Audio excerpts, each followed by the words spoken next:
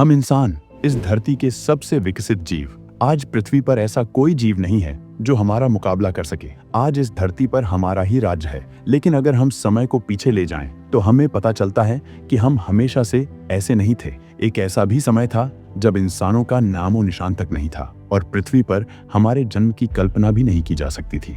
आज जब हम अपने चारों ओर देखते हैं तो हर तरफ जीवन के अनगिनत रंग रूप नजर आते हैं। हरे भरे पेड़, असंख्य पौधों की प्रजातियां और अलग अलग प्रकार के जानवर। हर तरफ जीवन का एक अनमोल रूप बिखरा हुआ है। लेकिन यह अनमोल जीवन कहीं से अचानक प्रकट नहीं हुआ। इसके पीछे छिपी है एक अरबों साल लंबी और अविश्वसनीय कहानी। यह कहानी है साधारण से असाधारण बनने की। ये कहानी है संघर्ष, बदलाव और विकास की। ये कहानी है मानवता के उदय की, जिसमें हमें कई आपदाओं का सामना करना पड़ा। शिकारी हमें खत्म करने की कोशिश करते रहे। हर कदम पर ऐसा लगता था कि हमारा अंत तय है। जमीन से लेकर पानी तक हर जगह हमें जिंदा रहने के लिए संघर्ष करना पड़ा। ये सफर है एक सिंगल सेल से इंसान बनने का। तो चलिए समय के पहियों को पीछे घुमाते हैं और देखते हैं कि यह अविश्वसनीय यात्रा आखिर कैसे शुरू हुई।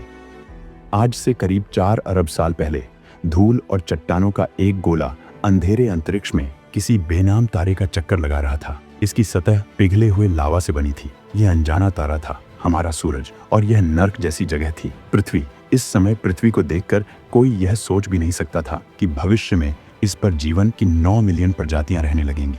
अब यहाँ इस नर्क से ऐसी घटनाओं का क्रम शुरू होने वाला था जो जीवन के जन्म के आधार बनने वाली थी। इन विपरीत परिस्थितियों में जीवन कैसे या कहां शुरू हुआ, इसे लेकर कई सिद्धांत हैं। वैज्ञानिकों के अनुसार जब पृथ्वी का निर्माण हुआ तब इस पर कई एस्ट्रॉयड और मीटियोरॉयड की लगातार बारिश होती थी। हर दिन कई हजार उल्कापिंड धरती पर बरस रहे थे। ये उल्कापिंड अपने साथ बहुत ही खास चीज ला रहे थे। इनके अंदर थी जमी हुई बर्फ, जिसने धरती पर समुद्रों का निर्माण किया। साथ ही ये उल्कापिंड अपने साथ कुछ खास तरह के खनिज और रसायनों को भी लेकर आए। अब धरती पर जीवन के लिए सबसे जरूरी तत्व पानी आ चुका था, जिनमें मिले हुए थे कई तरह के जैविक रसायन। फिर अचानक उस रासायनिक मिश्रण पर सही समय और सही स्थान पर बिजली गिरती है। अरबों वोल्ट की बिजली एक अविश्वसनीय घटनाओं के क्रम को शुरू करती है। ये रासायनिक तत्व एक निश्चित क्रम में जुड़ते हैं और इससे निर्माण होता है डीएनए और जीन का। यही डीएनए और जीन एक साथ मिलकर निर्माण करते हैं पहली कोशिका का। ये एक सिंगल सेल यानी एकल कोशिका थी। फिर आज से 3.5 अरब साल पहले एक अद्भुत घटना घटती है। ये सेल्स खुद का क्लोन बनाने लगते हैं, यानी हर सेल अपने जैसे ही दूसरे सेल को जन्म देने लगा था। यह जीवन की उत्पत्ति के लिए एक महत्वपूर्ण कदम था। अगर ये सेल्स अपना क्लोन नहीं बना पाते तो पृथ्वी पर जीवन कभी इतना विकसित नहीं हो पाता। उसके बाद लगभग 2 अरब साल तक पृथ्वी पर जीवन इन सिंगल सेल के रूप में ही रहा। लेकिन फिर आज से करीब 1.5 अरब साल पहले एक और घटना घटती है जिसने सब कुछ बदल कर रख दिया। 2 सिंगल सेल्स आपस में मिलकर मर्ज हो गई और उनके जीन और डीएनए भी एक हो गए। इस तरह शुरुआत हुई मल्टी सेल्यूलर ऑर्गेनिजम्स यानी बहुकोशिकीय जीवों की। सिंगल सेल से मल्टी सेल का जंप जीवन के लिए एक बहुत बड़ा कदम था। इसके बाद ये मर्ज हुए सेल्स खुद का कॉपी बनाने लगे। इससे जो नई सेल्स का जन्म हुआ उसमें 2 सेल्स के जीन शामिल थे। अब धीरे धीरे इन सेल्स में म्यूटेशन होने लगा। म्यूटेशन का मतलब है इन सेल्स में होने वाला परिवर्तन जो इन्हें और भी बेहतर बनाता है। इन सेल्स से जीवन की अलग अलग शाखाएं निकलने लगी। जीवन अब धीरे धीरे और अधिक जटिल बनने लगा और जीवों का आकार भी बढ़ने लगा। आज से करीब 55 करोड़ साल पहले जीवन अब पूरे समुद्र में फैल चुका था। ये है 3 इंच लंबा एक समुद्री कीड़ा। ये हम थे 55 करोड़ साल पहले। म्यूटेशन के चलते मेल और फीमेल अलग हो गए और उन दोनों ने मिलकर और भी छोटे समुद्री कीड़ों को जन्म दिया और अपने जीन को अपनी नई पीढ़ी में पास करते गए। इसी तरह कई सालों तक जीवन आगे बढ़ता गया। अपने शुरुआती समय में इन समुद्री कीड़ों के पास आंखें नहीं थी। इस समय ये कुछ भी देख नहीं सकते थे, जिससे दूसरे जीव इनका शिकार आसानी से कर लिया करते थे। लेकिन प्रकृति ने इस बार भी हमारी मदद की। अब हमें बहुत जल्द आंखें मिलने वाली थी। इन कीड़ों की कुछ स्किन सेल्स में म्यूटेशन होने लगता है, जिससे इनके कुछ सेल्स प्रकाश को देखने में सक्षम बन गए। अब हमारे पूर्वज इस खूबसूरत दुनिया को देख सकते थे, अधिक शिकार ढूंढ सकते थे और अधिक शिकारियों से बच सकते थे। अब हम और अधिक समय तक जीवित रहने लगे थे और अपने वंश को और भी तेजी से आगे बढ़ाने लगे थे।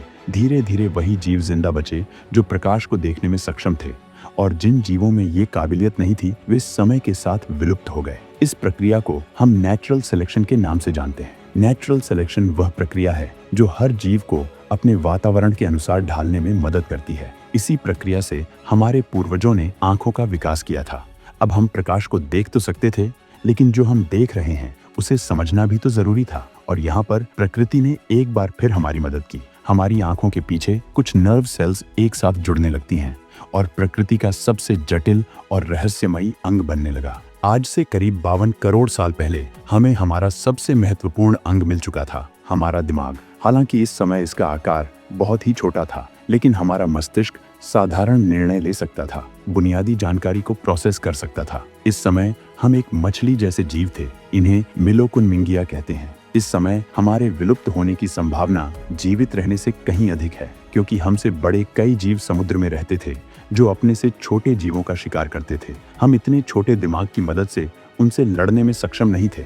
अब तक पृथ्वी पर जितनी भी प्रजातियां रही थीं, उनमें से 99% विलुप्त हो चुकी थीं। लेकिन इस बार भी प्रकृति ने हमारा साथ दिया और हमें विकसित होने का मौका दिया। धीरे धीरे हमारे शरीर में जबड़े और दांतों का विकास होने लगा। अब इनकी मदद से हम और अधिक भोजन कर सकते थे, जिससे हमारे शरीर का आकार भी अब बढ़ने लगा।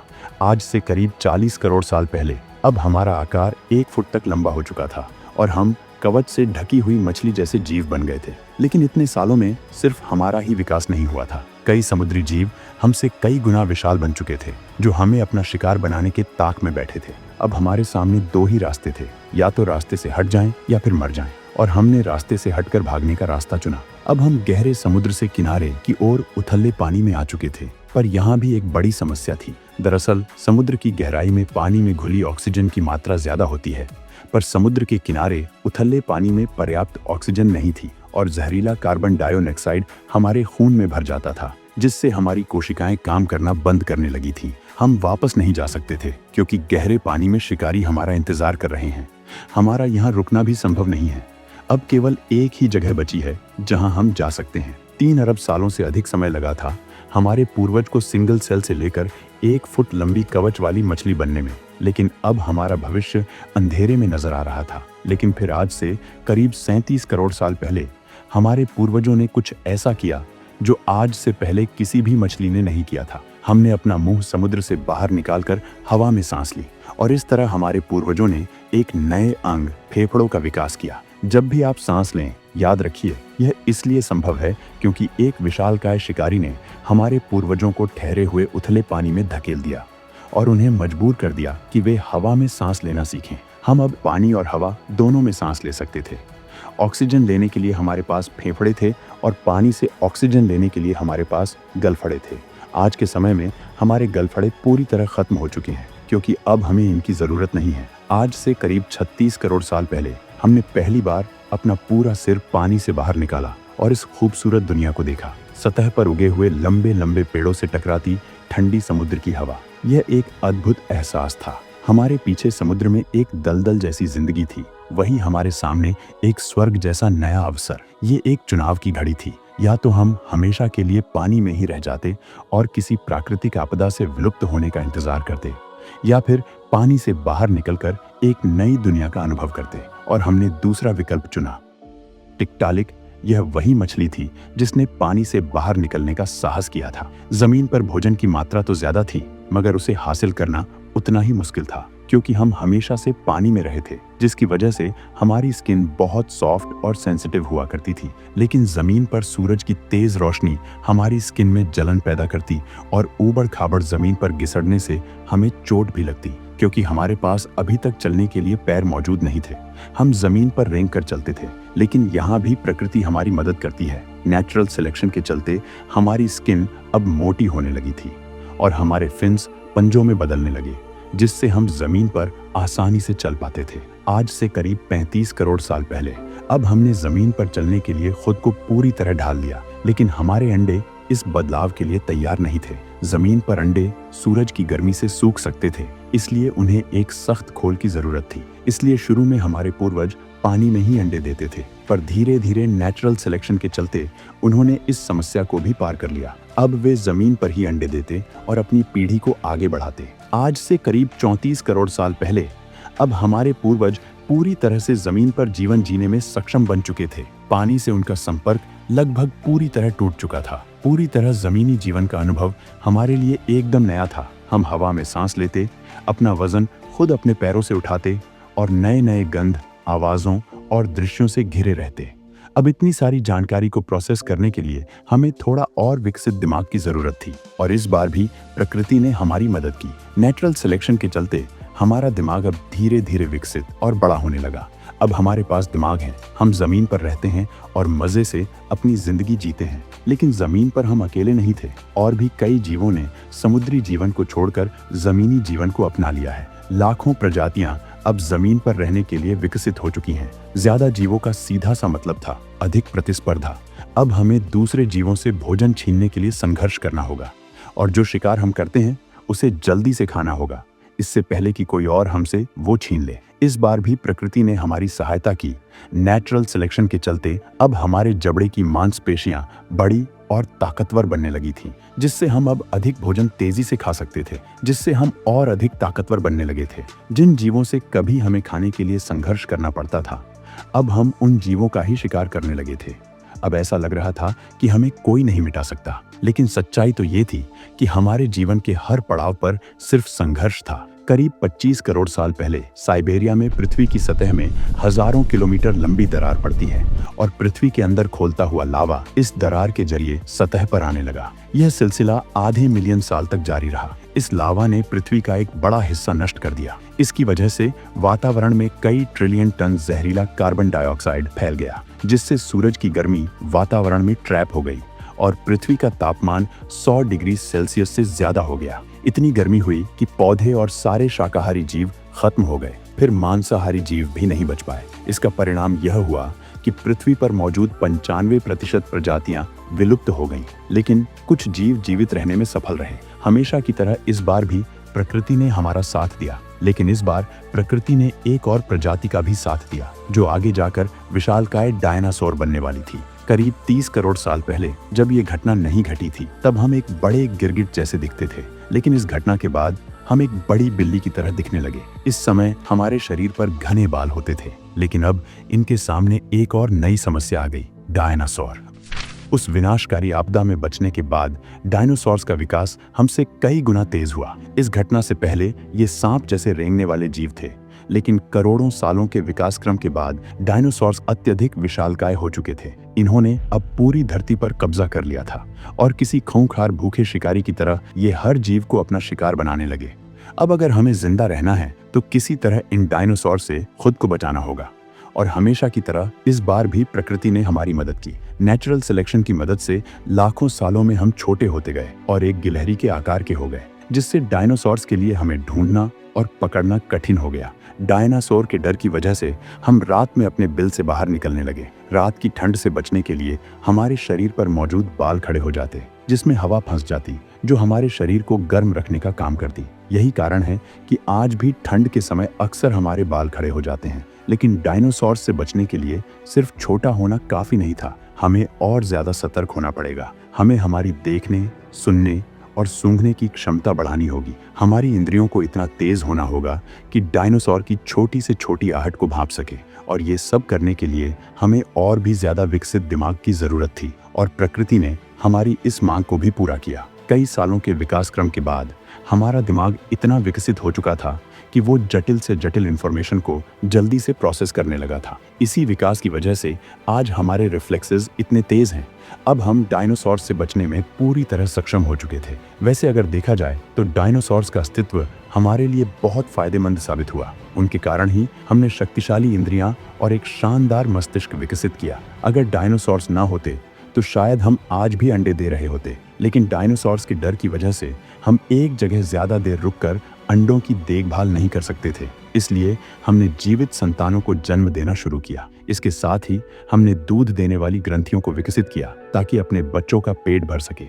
हमारे ये पूर्वज घने जंगलों में समझदारी से अपना जीवन बिताने लगे थे, और आने वाले भविष्य में हमारी इसी प्रजाति से 4000 अलग अलग प्रजातियां विकसित होने वाली थीं, जिनमें हम इंसान भी शामिल थे। बस हमें इंतजार था एक सही मौके का, जब हम भी अपनी काबिलियत साबित कर सकें, और प्रकृति हमें जल्द ही ये मौका देने वाली थी। करीब 16 करोड़ सालों तक डायनासोर्स ने पृथ्वी पर आतंक मचाया, लेकिन अब समय आ गया था जब पृथ्वी पर उनके शासन का अंत होने वाला था। पृथ्वी पर अब जल्द ही एक बहुत बड़ा बदलाव होने वाला था। आज से करीब 6.5 करोड़ साल पहले सुदूर अंतरिक्ष से आया एक एस्ट्रॉयड मैक्सिको के युकटान पेनिनसुला के पास करीब 70,000 किलोमीटर प्रति घंटे की रफ्तार से पृथ्वी से टकराता है। एक गिलहरी जैसा छोटा जीव अब अपनी जिंदगी की सबसे बड़ी लड़ाई का सामना करने वाला है और दांव पर लगा है मानवता का भविष्य। इस टकराव की वजह से धूल की एक मोटी परत पूरे ग्रह को चारों ओर से घेर लेती है, जिससे सूरज की रोशनी का पृथ्वी तक पहुंच पाना असंभव हो गया। इसकी वजह से तापमान में गिरावट आती है, पौधे मर जाते हैं और धीरे धीरे डायनासोर्स भी तबाह हो जाते हैं। वैसे इस घटना को डिटेल में हमने डायनासोर्स के अंत वाले वीडियो में जाना था। इस वीडियो के बाद आप वो भी देख सकते हैं। अब जमीन पर तबाही का मंजर शुरू हो चुका था, जिसमें डायनासोर्स तड़पते हुए मर रहे थे। अब हमारे पास जिंदा रहने का सिर्फ एक ही रास्ता था। हमने जमीन में बिल बनाना शुरू किया और सतह के नीचे जाकर अपनी जान बचाई। कहते हैं जब बड़े गिरते हैं तभी छोटों को उभरने का मौका मिलता है। डायनासोर्स का अंत हमारे लिए बहुत फायदेमंद साबित होने वाला था। हमने छोटे छोटे मरे हुए और सड़ते हुए कीड़ों को खाना शुरू किया, जिससे हमने इस मुश्किल समय में अपनी जान बचाए रखी। आज से करीब 64 मिलियन साल पहले हमारे कीड़े खाने वाले पूर्वज, जो महज 6 इंच लंबे थे, वो डायनासोर्स के उत्तराधिकारी के रूप में उभर कर सामने आते हैं। अब स्तनधारी जीव जमीन पर प्रमुख प्राणी बन गए। वे नए बने महाद्वीपों में फैल गए। हमारा भविष्य अब उनकी छोटी सी पीठ पर टिका हुआ था। विनाश की राख से जीवन के नए अंकुर उगने लगे थे। अब धीरे धीरे प्रकृति अपने आप को फिर से रिकवर करने लगी थी। आज से करीब 6 करोड़ साल पहले अब पृथ्वी बिल्कुल पहले जैसी हरी भरी हो चुकी थी। चारों तरफ लंबे लंबे पेड़ फैल चुके थे। पेड़ों पर फल पकने लगे थे। ये फल पोषक तत्वों से भरपूर होते थे। जितना अधिक फल हम खाएंगे उतना ही अधिक समय तक जीवित रहेंगे। पर अब हमारे सामने एक नई समस्या खड़ी थी। फल पेड़ों के ऊपर होते थे, लेकिन हम तो जमीन पर चलते हैं। हम जमीनी जीवन को छोड़कर पेड़ों पर एक नई जीवन शैली की ओर बढ़ना चाहते थे और एक नई दुनिया एक नए शरीर की मांग करती है। और इस बार भी प्रकृति ने हमारी इस मांग को पूरा किया। नेचुरल सिलेक्शन के चलते हम धीरे धीरे बंदर जैसी प्रजाति में विकसित हुए, जो पेड़ों पर चढ़ने में सक्षम थे। अब हम पेड़ों पर इधर उधर कूद सकते थे, वहां लगे फलों को आसानी से खा सकते थे। हम पेड़ों की दुनिया को पूरी तरह अपना चुके थे। हम अब उस पहले सिंगल सेल से बहुत दूर आ चुके थे, लेकिन हमारा सफर अभी खत्म नहीं हुआ है। आज से करीब 5.5 करोड़ साल पहले अब हमने पेड़ों की दुनिया के अनुसार खुद को पूरी तरह ढाल लिया था। हमारा अब जमीन से कोई संपर्क नहीं रहा। 1 करोड़ साल तक सब कुछ सही चलता रहा। हम मजे से पेड़ों पर अपनी जिंदगी बिता रहे थे, लेकिन धीरे धीरे सब कुछ बदलने लगा। इस 1 करोड़ साल में पृथ्वी का तापमान बदलने लगा, जिसकी वजह से जंगल सूखने और छोटे होने लगे। अब भोजन पाना और भी कठिन हो गया था, लेकिन जैसे तैसे हम उस मुश्किल समय में खुद को जीवित रखे हुए थे। समय के साथ हमारी पूंछ गायब हो गई और हमारे हाथ लंबे और लचीले हो गए थे। बदलते तापमान ने हमारे पूर्वजों और हमें हमेशा के लिए बदल दिया।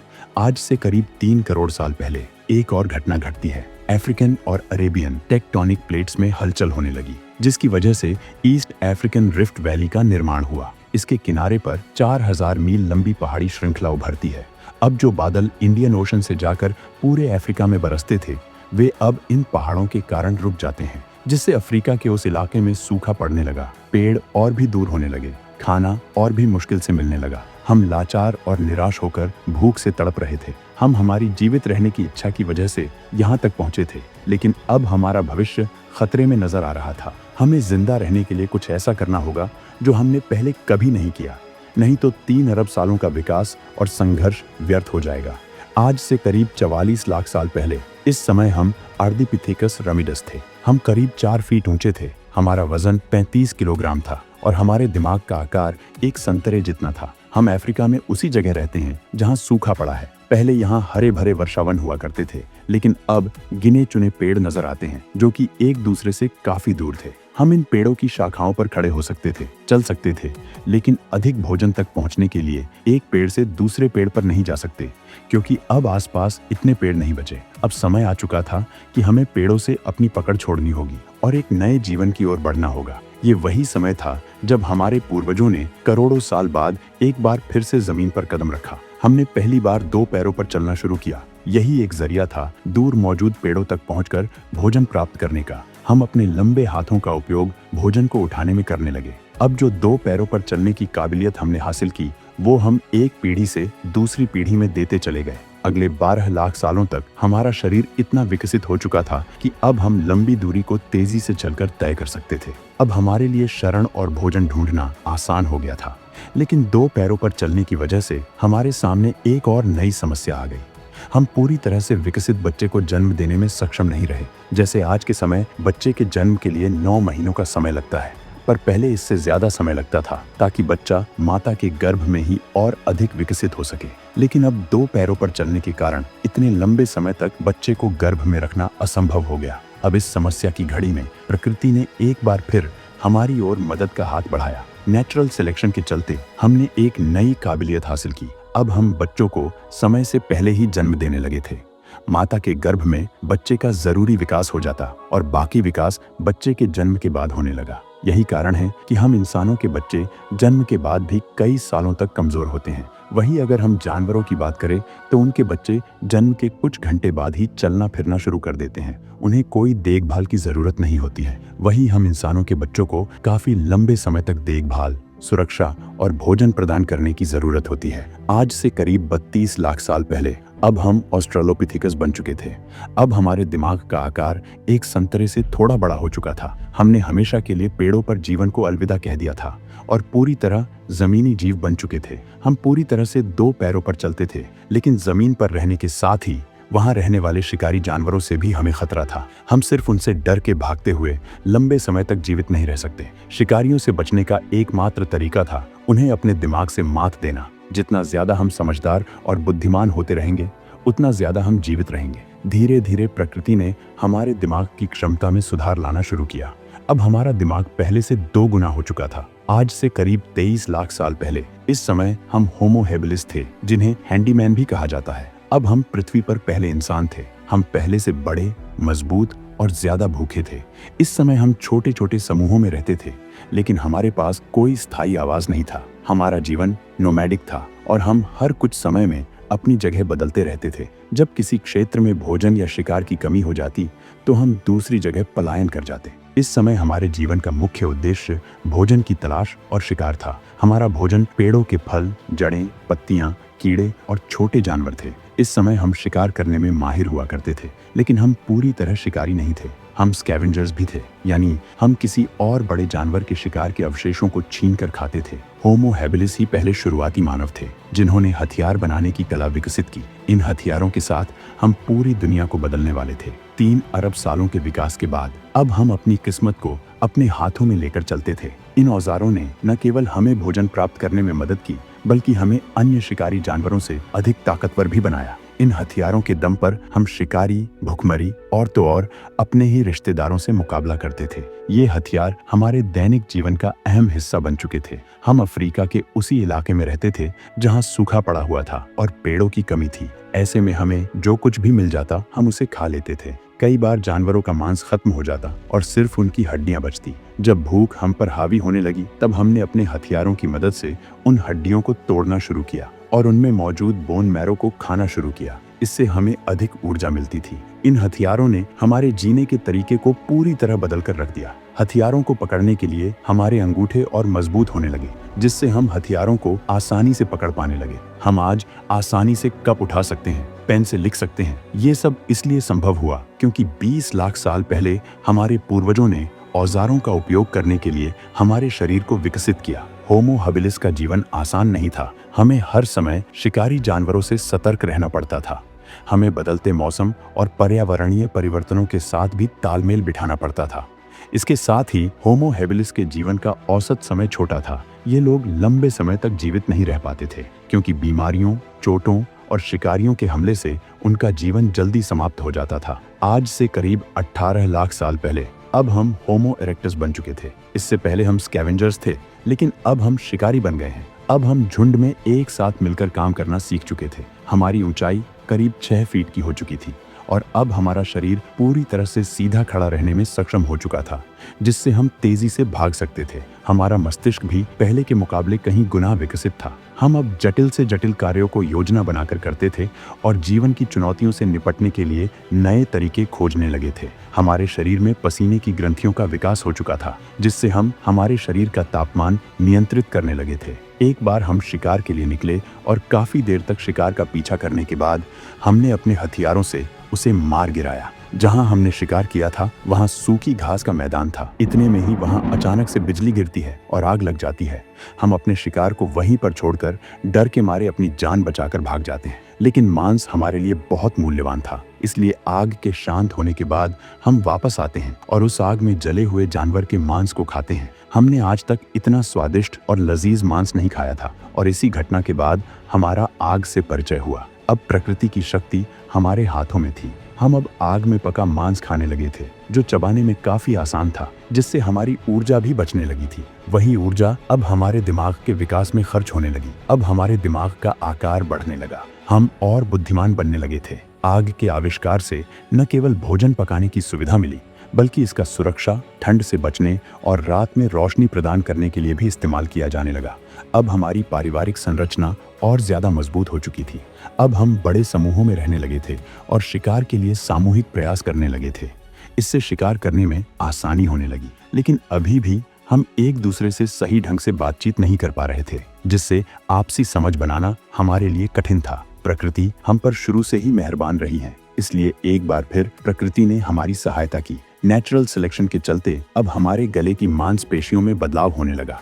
हम अलग अलग तरह की आवाजें निकालने में सक्षम हो गए, जो धीरे धीरे शब्दों में बदल गई। भाषा हमारे लिए एक अनमोल हथियार थी। यह वह आखिरी कड़ी थी जो हमारे पूर्वजों को आधुनिक इंसानों में बदलने वाली थी। होमो इरेक्टस ने न केवल अफ्रीका में अपने अस्तित्व को फैलाया, बल्कि एशिया और यूरोप तक भी अपनी उपस्थिति दर्ज कराई। हमने नए इलाकों में कदम रखा और पूरी दुनिया में अपना प्रभाव फैलाया। यह दिखाता है कि होमो इरेक्टस अपने समय की सबसे उन्नत प्रजाति थी, लेकिन एक प्रजाति का आगमन अभी बाकी था।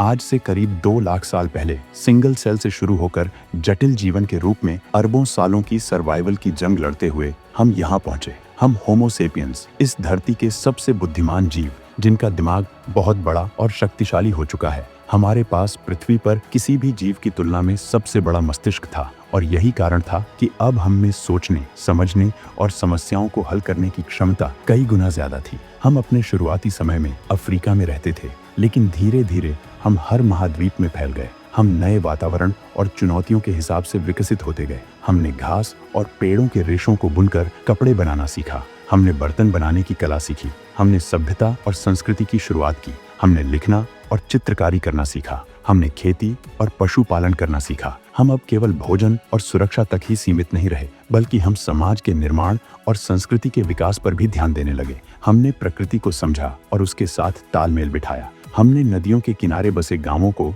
शहरों में बदला। धीरे धीरे हमने विज्ञान और गणित को समझा। पहिए से लेकर अंतरिक्ष यान तक हमने अपने दिमाग की ताकत से असंभव को संभव कर दिखाया। लेकिन यह सफर सिर्फ विकास और सफलता की कहानी नहीं है, यह संघर्ष, साहस और धैर्य की कहानी भी है। हमने अनगिनत आपदाओं का सामना किया। हर चुनौती ने हमें गिराने की कोशिश की, लेकिन हमने हर बार उठकर आगे बढ़ने का रास्ता निकाला। आज जब हम अपने चारों ओर देखते हैं तो हमें अपनी इस अद्भुत यात्रा पर गर्व होता है। यह सफर बताता है कि इंसान ने कैसे मुश्किल हालातों को अपने पक्ष में किया और आगे बढ़ा। तो यह कहानी सिर्फ अतीत की नहीं, बल्कि भविष्य की भी है। जैसे हमारे पूर्वजों ने अपने सपनों को हकीकत में बदला, वैसे ही यह जिम्मेदारी अब हमारी है। हमें अपने ज्ञान, विज्ञान और नैतिकता का उपयोग करके इस धरती और इसके सभी जीवों के लिए बेहतर कल बनाना होगा। सिंगल सेल से इंसान तक की यह यात्रा केवल एक जीव के विकास की कहानी नहीं है, यह हमारी पहचान की कहानी है। यह हमें सिखाती है कि विकास कभी रुकता नहीं और हमारी सीमाएं सिर्फ हमारी सोच तक ही हैं।